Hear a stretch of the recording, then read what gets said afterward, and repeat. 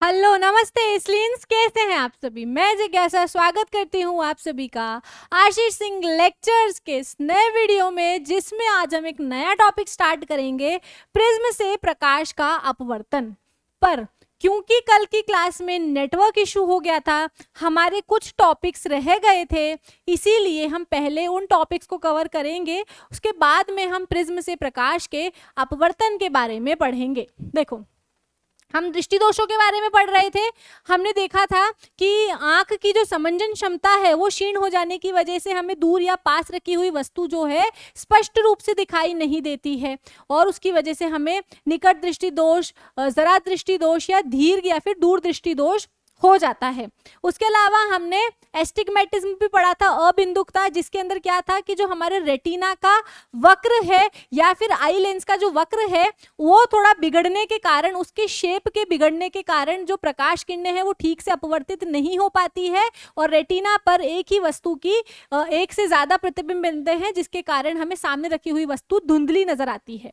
ये हमने कल पढ़ लिया था। फिर हमने देखा था, मैंने आपको बताया था कि हमारी आंख की जो सबसे नीचे वाली जो लेयर होती है, जिसको हम क्या बोलते हैं, जिसको हम दृष्टिपटल बोलते हैं, है ना। दृष्टिपटल यानी कि रेटिना।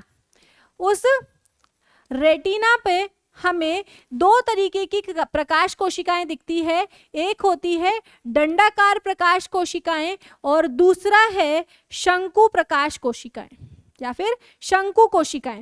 अब ये जो शंकु कोशिकाएं हैं ये क्या करती हैं, ये हमें रंग दिखाती है। मुख्यतः ये 3 रंगों को पहचान सकती है। जो शंकु प्रकाश कोशिकाएं हैं हमारी, वो 3 रंगों को पहचान सकती है, जो कि है लाल, हरा और नीला, जिसे हम प्राथमिक रंग बोलते हैं, प्राइमरी कलर्स भी बोलते हैं। बाकी सारे जो रंग है वो इन तीनों रंगों के मिलने से बनते हैं। तो यहाँ पर इन शंकु कोशिकाओं के शंकु कोशिकाओं में कुछ खराबी होने के कारण, या फिर, है ना, मतलब जरूरी नहीं है कि खराबी बाद में ही हो, मोस्ट ऑफ जो हमारा ये वर्णादिता है शंकु कोशिकाएं हैं, ये अनुवांशिक दोष होता है। अनुवांशिक दोष होने के कारण क्या है, मतलब जेनेटिकली पेरेंट से बच्चों में आ जाता है, और इस दोष के होने के कारण लड़कों में ज्यादा होते हैं। हर 100 में से 10 से 12 लड़कों को कलर ब्लाइंडनेस हो सकती है, और लड़कियों के अंदर ये वर्णांधता होने के कारण जो रेशो है वो बहुत कम है। हर 200 में से केवल 1 लड़की को ही ये वर्णांधता हो सकती है। कारण क्यों? क्योंकि बॉयज के पास में एक ही एक्स क्रोमोसोम होता है और लड़की के पास में 2 एक्स क्रोमोसोम होते हैं। तो जो रंग देखने की जो क्षमता है वो हमें एक्स क्रोमोसोम्स की वजह से ज्यादा कलर जो है लड़कियां वो पहचान सकती हैं, ज्यादा रंग लड़कियां पहचान सकती है। तो इन शंकु कोशिकाओं के अंदर कुछ खराबी आने की वजह से जो रंग है वो हमारी आंखें नहीं पहचान सकती है। मुख्यतः जो वर्णांधता है 3 प्रकार की होती है। पहली होती है लाल हरा कलर ब्लाइंडनेस, आगे आप लिख लेना लाल हरा वर्णांधता, या फिर नीला पीला वर्णांधता, या फिर नो कलर, कोई भी रंग नहीं दिखाई देगा, कोई भी रंग दिखाई नहीं देगा, वो वाली वर्णांधता। फर्स्ट वाले केस में क्या होता है कि इंसान जो है लाल व हरे रंग के बीच में अंतर नहीं कर पाता है, हरा लाल उसको एक जैसा ही दिखाई देता है। जैसा कि हम यहाँ पर देख सकते हैं, यहाँ पर आपको कुछ बलून्स दिखाए गए हैं। तो यहाँ पर जो हमारा ग्रीन कलर का बलून और जो रेड कलर का बलून है वो ये रहा। तो यहाँ पर रेड और ग्रीन में उसको कोई अंतर नहीं दिखाई दे रहा है, सभी उसको एक जैसे दिखाई दे रहे हैं। और सेकंड वाला जो है नीला पीला, तो उसमें क्या होता है, वो नीले व पीले रंग में अंतर नहीं कर पाता है। और जो नो कलर वाला है उसके अंदर उसको सारे ही रंग नहीं दिखते हैं, ग्रे ग्रे दिखता है, या फिर अगर कोई कलर दिखते भी हैं तो वो बहुत ही हल्की तीव्रता के दिखते हैं, बहुत हल्का लाल रंग, बहुत हल्का हल्का नीला रंग, बहुत हल्का हल्का गुलाबी रंग, इस प्रकार उसको दिखेगा। तो दोष युक्त व्यक्ति जो है उन वैसे तो ठीक देख सकता है, लेकिन विभिन्न रंगों में ये भेद नहीं कर पाता है, और इस रोग को वर्णाधार दृष्टि दोष कहते हैं, या फिर वर्णांधता भी हम कह सकते हैं। क्यों हो जाता है, इस बात का ध्यान रखना है कि आंख में यह दोष कोशिकाओं की कुछ निश्चित रंगों के लिए सुग्राही होते हैं, और इन कोशिकाओं में दिक्कत आने की वजह से फिर हम रंगों को अच्छे से पहचान नहीं पाते हैं। और क्योर इसका है नहीं, अभी कोई इसका ठीक से इलाज निकला नहीं है, तो फिर कुछ कर नहीं सकते हैं। कुछ थेरेपीज वगैरह होती हैं, उससे कुछ हद तक ठीक ठीक दिखाई देने लगता है, बट कंप्लीटली इसको ठीक नहीं किया जा सकता है। फिर होता है मोतियाबिंद। मोतियाबिंद में क्या होता है, मोती मिलते हैं? नहीं, मोतियाबिंद में मोती नहीं मिलते हैं। मोतियाबिंद में क्या होता है, आंख का जो ये हमारा फ्रंट पार्ट आपको दिख रहा है ना, कॉर्निया के पीछे आपको आइरिस और ये प्यूपल दिख रहा है, परितारिका और पुतली दिख रही है, इसके ऊपर एक दूधिया रंग की परत चढ़ जाती है। देखो दिख रहा है ना, यहाँ पर तो एकदम साफ है, यहाँ पर आपको एक सफेद रंग की परत दिख रही है। तो आंख की परितारिका के ऊपर या फिर आईलेंस के ऊपर भी बोल सकते हैं हम, ये जो एक सफेद दूधिया रंग की परत बनने को ही हम क्या बोलते हैं, मोतियाबिंद बोलते हैं। और ऐसा जनरली ज्यादातर जो मोतियाबिंद है वो क्यों होता है, उम्र के कारण होता है। 80 साल से ऊपर की उम्र के जो भी लोग होते हैं उनमें मोतियाबिंद जो है बहुत ज्यादा दिखाई देता है। कभी कभी अधिक आयु के कुछ व्यक्तियों के अभिनेत्री लेंस पर एक झिल्ली बन जाने के कारण अभिनेत्री लेंस जो है हमारा दूधिया तथा धुंधला हो जाता है और इस स्थिति को हम मोतियाबिंद कहते हैं। इसके कारण क्या है, या तो हमें कम दिखता है या फिर पूर्ण रूप से हमारी दृष्टि भी जा सकती है। और शल्य चिकित्सा द्वारा मोतियाबिंद का इलाज भी संभव है। आप क्या कर सकते हो, सर्जरी करा सकते हो। सर्जरी के थ्रू ये जो झिल्ली है इसको निकाला जा सकता है और जो इंसान का जो विजन है, जो उसके देखने की दृष्टि है, वो पूर्णतः वापस लौट जाती है। अब यहाँ पर और कुछ कारण भी हो सकते हैं, जैसे जिन लोगों को मधुमेह होता है, डायबिटिक पर्सन होते हैं, उनको भी कैटरेक्ट होने की संभावना रहती है। या फिर कुछ लोग ऐसे होते हैं जो बॉडी बनाने के लिए बहुत ज्यादा स्टीरॉइड ले लेते हैं, एक तरीके का केमिकल होता है जो मसल फुलाने के लिए काम आता है। तो स्टीरॉइड के सेवन से भी मोतियाबिंद होने के चांसेस रहते हैं। और एक्चुअली जब मोतियाबिंद होता है तो होगा क्या, जो हमारे कॉर्निया के अंदर मौजूद जो प्रोटीन है, मैंने बताया था ना एक्वस ह्यूमर होता है, उसके अंदर प्रोटीन मौजूद होता है। तो हमारी आंख में मौजूद जो लिक्विड है उसके अंदर मौजूद जो प्रोटीन है वो थोड़ा गाढ़ा होकर के जम जाता है, जिसके कारण मोतियाबिंद हो जाता है। और इसको ठीक आप किससे कर सकते हो, ठीक आप इसको ऑपरेशन के द्वारा कर सकते हैं। तो ये हमारा मोतियाबिंद भी हो गया, बहुत ही छोटा छोटा था, बहुत ज्यादा इसके डिटेल में नहीं जाना है अभी हमें। तो आपको ध्यान रखना है कि आंख के अंदर मौजूद जब प्रोटीन गाढ़ा होकर के जम जाता है तो उसके कारण मोतियाबिंद हो जाता है। और ऐसा उम्र की वजह से भी हो सकता है, मधुमेह के लोगों को भी, मधुमेह के पेशेंट्स को भी हो जाता है, और जो ज्यादा स्टीरॉइड्स खाते हैं लोग उनको भी हो जाता है। या फिर कभी कभी ऐसी कोई मेडिसिन ले लेते हैं तो ज्यादा हैवी मेडिकेशन की वजह से भी रिएक्शन हो जाता है, आंख के अंदर मौजूद प्रोटीन जमने लगता है। एक चीज आपको क्या ध्यान रखना है कि यहाँ पर ये एक वैल्यू एजुकेशन का पार्ट है कि हमारे देश में ऐसे बहुत सारे लोग हैं जो नेत्रहीन हैं, जो देख नहीं सकते हैं। तो यदि मृत्यु के बाद अगर हम हमारी आंखों को दान कर दे तो हमारे जाने के बाद भी हमारे आंखों के द्वारा कोई और इस रंगीन संसार को देख सकता है। तो नेत्रहीन व्यक्तियों को भी दृष्टि मिल सकेगी, क्योंकि जैसे मैं मर जाऊंगी तो मेरी आंखें तो क्या है, मेरे साथ चली जाएगी, जल जाएगी, है ना। तो इससे अच्छा क्या है, मैं अपने नेत्रों को दान करूं ताकि ये नेत्र जो है किसी और को इस संसार को दिखा सके। इससे हमारी आंखें मृत्यु के बाद भी जीवित रहेगी। और आंखें दान करने के लिए महत्वपूर्ण बिंदु क्या है कि किसी भी उम्र का इंसान जो है वो नेत्र दान कर सकता है। आप किस उम्र के हैं, आपका लिंग क्या है, इस बात से कोई फर्क नहीं पड़ता है। यहाँ तक कि मधुमेह, डायबिटिक पर्सन भी, और जिनका हाई बीपी होता है, जिनको एस्थमा होता है, ये सब लोग भी आंखों को दान कर सकते हैं। कौन से लोग नेत्रदान नहीं कर सकते हैं, ऐसे लोग नेत्रदान नहीं कर सकते हैं जिनको संक्रमण रोग हो, जैसे कि एड्स है किसी व्यक्ति को तो वो नेत्रदान नहीं करेगा। हेपेटाइटिस बी, सी, या फिर रेबिस, या फिर टिटनेस, ल्यूकेमिया, हैजा और मस्तिष्क शोथ आदि जिन लोगों को ये बीमारियां हैं सिर्फ वो नेत्रदान नहीं कर सकते, बाकी सभी नेत्रदान कर सकते हैं। अब किसी भी व्यक्ति की अगर मृत्यु हो जाती है और उसने बोल रखा है कि मैं अपने नेत्र को दान करूंगा, तो जल्द से जल्द जो नेत्रदान वाला बैंक है उसको फोन कर लेना चाहिए, क्योंकि जो नेत्रदान है वो मृत्यु के 4 से 6 घंटे में ही हो जाना चाहिए। उसके बाद में हमारी आंखें जो है फिर वो दान करने लायक नहीं रहती है। नेत्र को निकालने के लिए केवल 10 से 15 मिनट का समय लगता है। अब वो नेत्रदान वाले जो लोग हैं, नेत्र बैंक वाले जो लोग हैं, आपके घर पे आकर के भी मृत व्यक्ति की आंखें निकाल सकते हैं, या फिर आप उसको हॉस्पिटल ले जाकर के भी उसकी आंखों को निकलवा सकते हैं। नेत्रदान किए गए नेत्रों को विभिन्न नेहा चिकित्सा में वितरित कर देते हैं, अलग अलग चिकित्सालयों में वितरित कर देते हैं। फिर यहाँ पर इन नेत्रों को ऑपरेशन द्वारा जो नेत्रहीन व्यक्ति है वहां पर इसको प्रत्यारोपित कर दिया जाता है, जिसकी वजह से क्या होता है, जो नेत्रहीन व्यक्ति है वो भी देख सकता है, और जो आंखें दान करता है और जो आंखें लेता है ना, ग्रहण करता है, जिससे उन दोनों की जानकारी गुप्त रखी जाती है। तो ऐसा कुछ जरूरी नहीं है कि अगर आप नेत्रदान कर रहे हो तो आप सबको पता चल जाएगा, नहीं, इस चीज को गुप्त रखा जाता है। ठीक। ठीक है।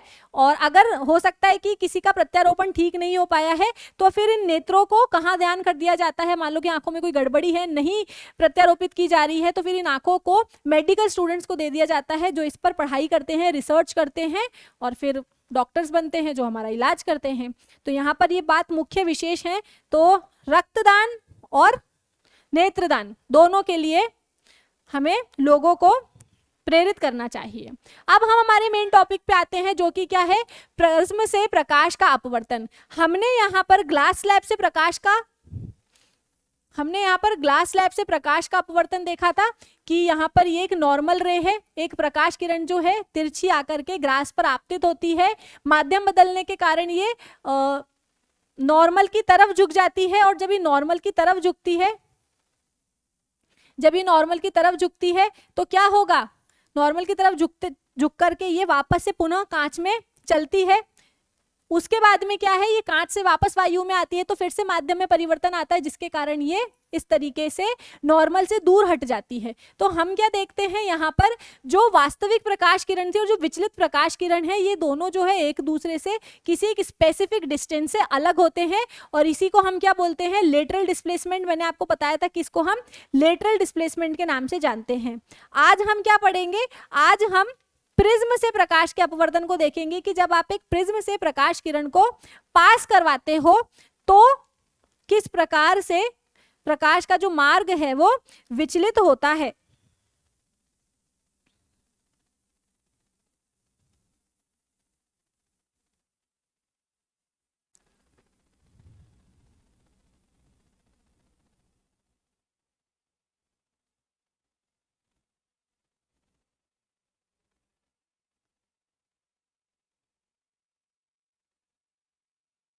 तो ये सारी बातें तो हम प्रीवियस लेक्चर में कर चुके हैं। आज हम पढ़ेंगे प्रिज्म से प्रकाश का अपवर्तन।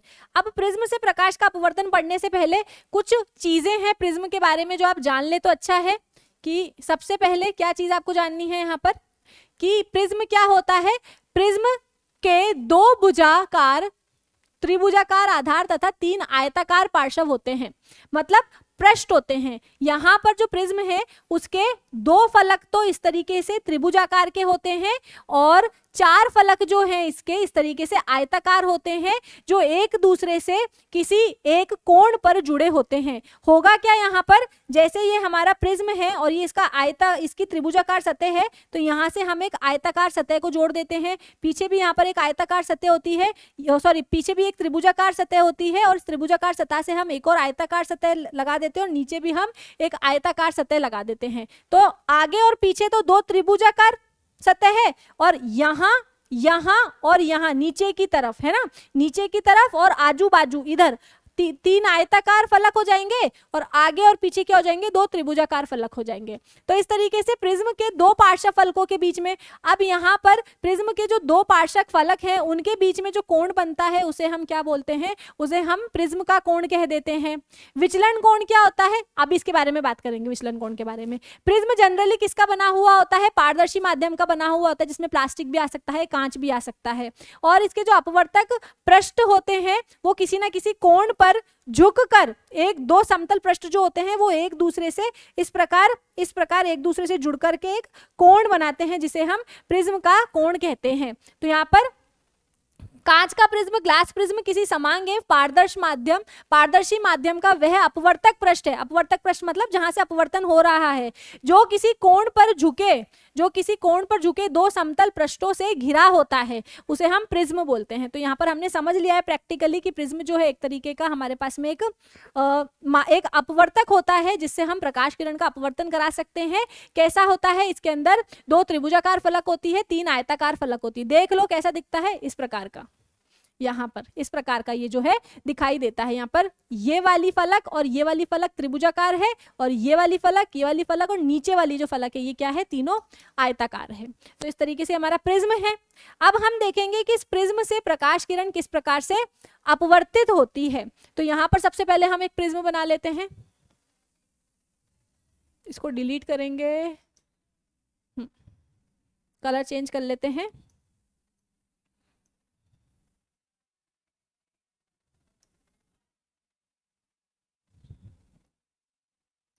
तो ये त्रिभुज हो गया हमारा। सबसे पहले ये त्रिभुज है, इसके हम नाम रख लेते हैं। इसको हम बोल देते हैं ए, इसको पॉइंट को हम बोल देंगे ए, इसको हम बोल देंगे बी और इसको हम बोल देंगे सी। अब ए बी फलक पर जो है एक प्रकाश किरण आपतित होगी और ये प्रकाश किरण जो है इस तरीके से तिरछी होगी, ठीक है। और इस प्रकाश किरण से हम अब एक नॉर्मल भी ड्रॉ कर लेते हैं, जो क्या होगा, प्रिज्म की सतह के लंबवत होगा। तो ये हमारा, इसका कलर हम चेंज कर लेंगे, येलो कर देते हैं, ठीक है। अब हमें पता है कि जो बाहर है वह माध्यम है हवा, बाहर जो है वह माध्यम है हवा और अंदर जो है वो माध्यम है, मान लो कांच का बना हुआ है तो कांच है, ये हमारा क्या है, विरल माध्यम है और ये जो है हमारा सघन माध्यम है। और हम जानते हैं कि जब प्रकाश किरण विरल माध्यम से सघन माध्यम की तरफ आती है तो ये क्या करती है, ये अभिलंब की तरफ झुक जाती है। तो ये हमारा अभिलंब है, एक सेकेंड, ये हमारा अभिलंब है और ये इसकी तरफ जो है झुक जाएगी और इस तरीके से चली जाएगी। अगर माध्यम परिवर्तित नहीं होता तो ये कैसे जाती, माध्यम परिवर्तित नहीं होता तो ये ऐसे चली जाती है ना, सीधी चली जाती, पर माध्यम परिवर्तन होने के कारण क्या है, ये अभिलंब की ओर झुक गई है।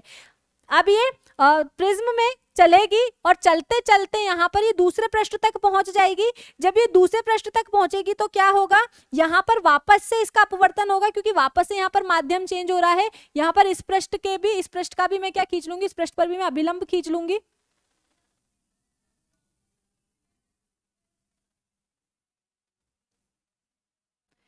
यहाँ पर जो है हम यहाँ पर भी अभिलंब खींच लेंगे। अब जो हमारी प्रकाश किरण है वो वापस फिर से कहाँ आ रही है, वायु में आ रही है। और जब प्रकाश किरण कांच से वायु में आ रही है, सघन माध्यम से विरल माध्यम में आ रही है, तो वो कहाँ चली जाएगी, वो अभिलंब से दूर चली जाएगी, है ना। अगर यहाँ पर कैसे होगी, किस तरीके से झुक जाएगी, ये अभिलंब से दूर, और अभिलंब से दूर कैसी होगी, ये इस तरीके से आ जाएगी, यहाँ इस डायरेक्शन में, ठीक है।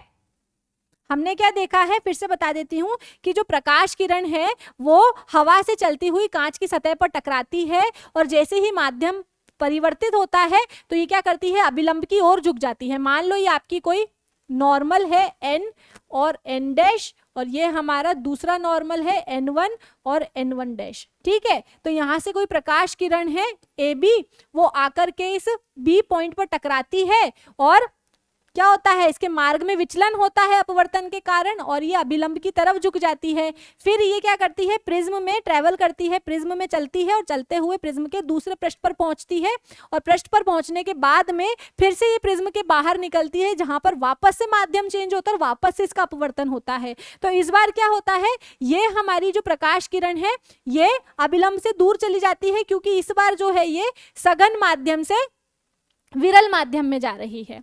इतना क्लियर है। इस प्रकार से यहाँ पर प्रकाश की किरण का जो है हमने विचलन देखा है, जब ये क्या कर रही है, जब ये प्रिज्म से पास हो रही है।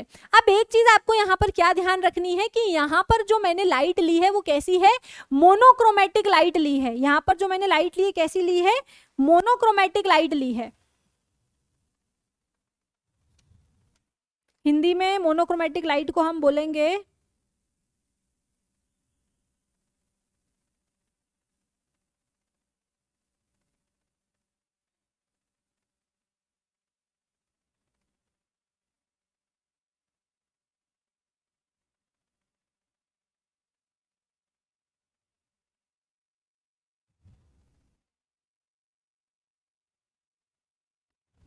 इसका हिंदी टर्म में भी आपको बता देती हूँ।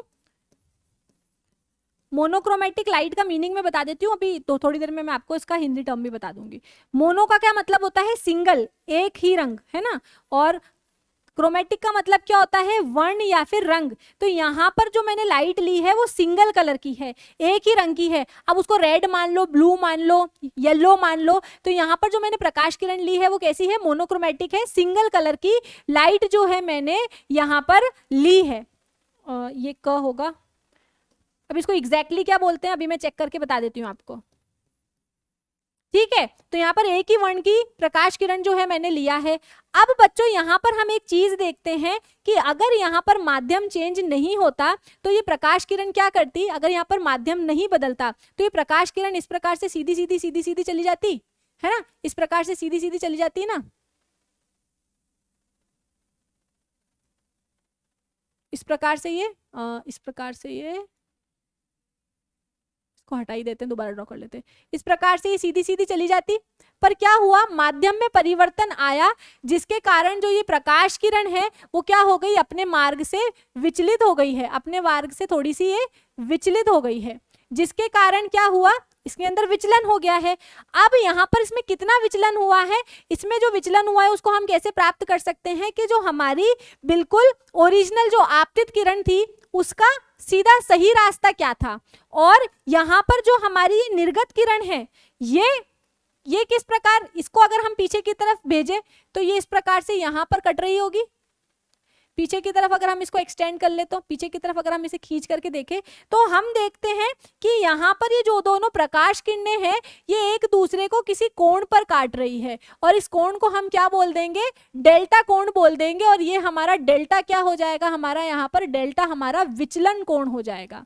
तो यहाँ पर जब हम एक प्रकाश किरण को प्रिज्म से अपवर्तित कराते हैं तो प्रकाश किरण का जो विचलन है वो डेल्टा कोण से उसका विचलन हो जाता है, ठीक है। और यहाँ पर ये जो है हमारा यहाँ पर एंगल ए रहता है जिसको हम क्या बोलते हैं, जिसको हम प्रिज्म का कोण बोल देते हैं, ये हमारा प्रिज्म का कोण हो जाएगा, प्रिज्म का कोण है ना। साथ में इस फिगर को आप कंप्लीटली इधर देख सकते हो, यहाँ पर बना हुआ है एनसीईआरटी वाला फिगर, तो इसको थोड़ा सा बड़ा कर लेते हैं हम, ठीक है। तो यहाँ पर हम क्या देख रहे हैं कि PQ जो है आपतित किरण है, और अगर यहाँ पर बीच में प्रिज्म नहीं होता तो ये सीधी सीधी चली जाती, लेकिन बीच में प्रिज्म रख दिया जिसके कारण इसका अपवर्तन हुआ है और ये अपने मार्ग से विचलित हो गई और ये इस वाले QR रास्ते पर चली गई है। अब दोबारा इसका क्या होगा, दोबारा इसका अपवर्तन होगा क्योंकि यहाँ पर वापस से माध्यम बदल रहा है, तो ये कहाँ चली जाएगी, RS वाले रास्ते पर चली जाएगी। अब यहाँ पर अगर बीच में प्रिज्म नहीं होता तो PQ किरण जो है वो ऐसी सीधी चली जाती, और यहाँ पर RS किरण जो है हमें यहाँ पर पीछे से इस रास्ते से आती हुई प्रतीत होती है, जिसके कारण हम क्या बोल सकते हैं कि यहाँ पर जो हमारी आपतित किरण है और ये जो हमारी निर्गत किरण है ये दोनों एक दूसरे को डेल्टा कोण पर काटती है, और ये डेल्टा कोण जो होता है ना, मतलब एक दूसरे को काट करके डेल्टा कोण बनाती है जिसको हम विचलन कोण बोल रहे हैं। मतलब यहाँ पर जो आपतित किरण है और जो यहाँ पर विचलित किरण है ये दोनों एक दूसरे से किस प्रकार विचलन हुई है, डेल्टा कोण जो भी उसका मान होगा उतनी एक दूसरे से विचलन हो गई है। यहाँ पर एक बात ध्यान रखने लायक क्या है कि जब हमने प्रकाश किरण का अपवर्तन कराया था एक ऐसे पृष्ठ से, ऐसे दो फलकों से जो एक दूसरे के समांतर थे, उस स्थिति में प्रकाश किरण का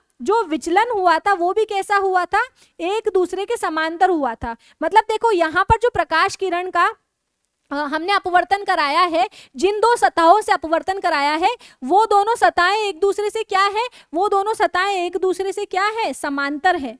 तो जब मैं समांतर सतहों से प्रकाश किरणों का अपवर्तन कराती हूँ तो प्रकाश किरणों में जो उसके जो पथ में, उसमें जो उसके जो पथ में बदलाव आता है वो भी कैसा आता है, एक दूसरे के समांतर ही आता है।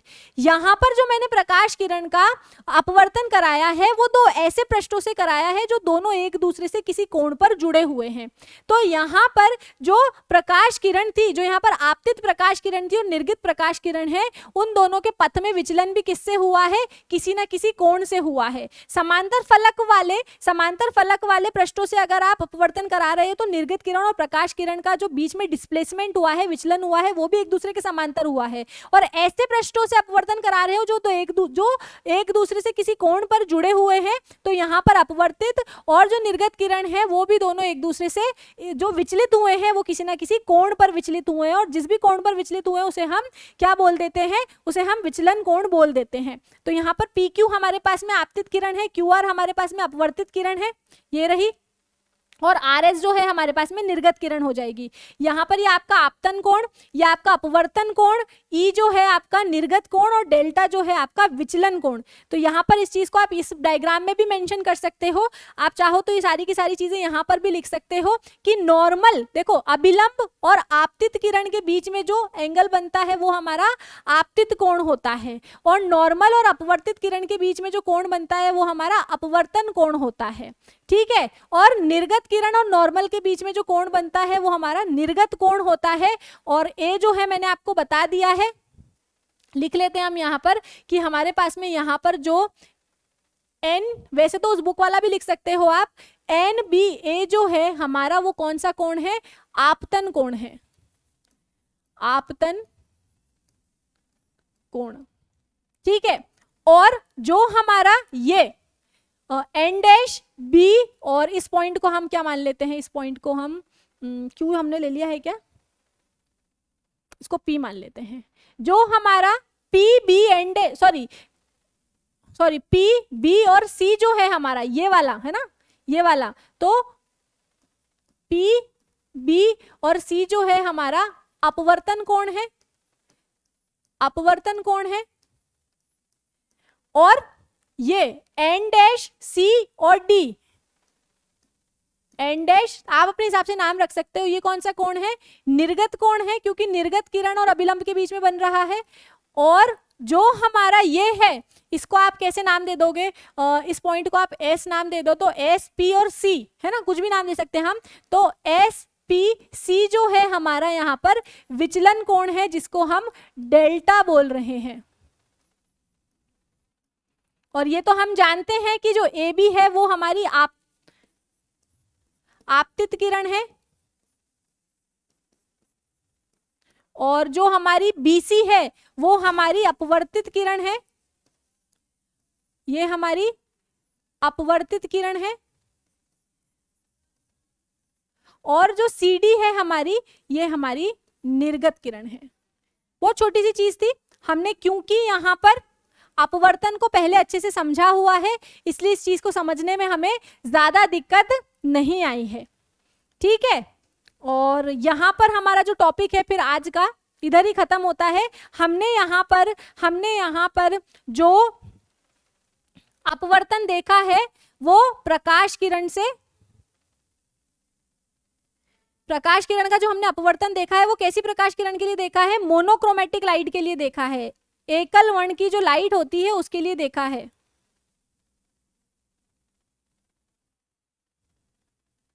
एक वर्णी प्रकाश, क्या बोलेंगे इसको हम, एक, सही लिखा था मैंने, ज्यादा मतलब ठीक ठीक लिख दिया था कन्वर्ट करके, तो यहां पर हम इसको बोल देंगे एक वर्णी प्रकाश। एक वर्णी प्रकाश किरण के लिए हमने क्या देखा है, यहाँ पर प्रिज्म से एक वर्णी प्रकाश किरण का हम प्रिज्म से अपवर्तन हमने आज यहाँ पढ़ा है। कल हम क्या पढ़ेंगे, कल हम श्वेत प्रकाश किरण का प्रिज्म से अपवर्तन पढ़ेंगे।